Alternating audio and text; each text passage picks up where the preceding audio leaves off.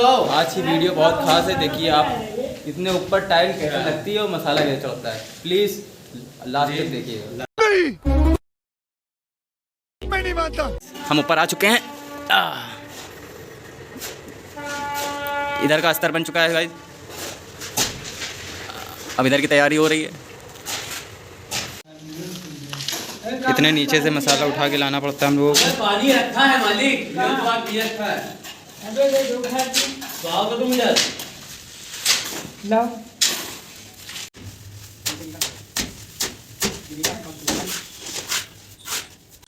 Wow beautiful.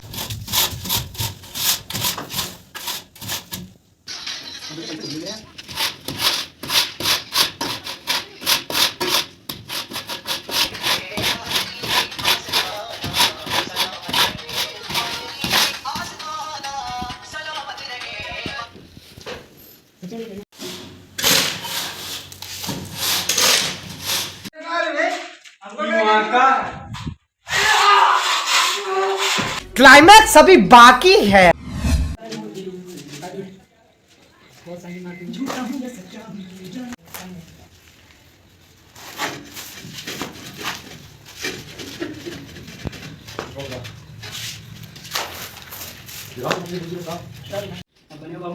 सही है ये। दवा कानून की बनी है। बढ़िया खाने की सामान बनाया है।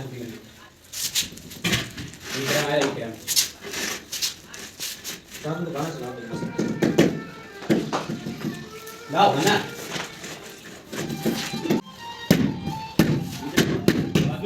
तो जानी है।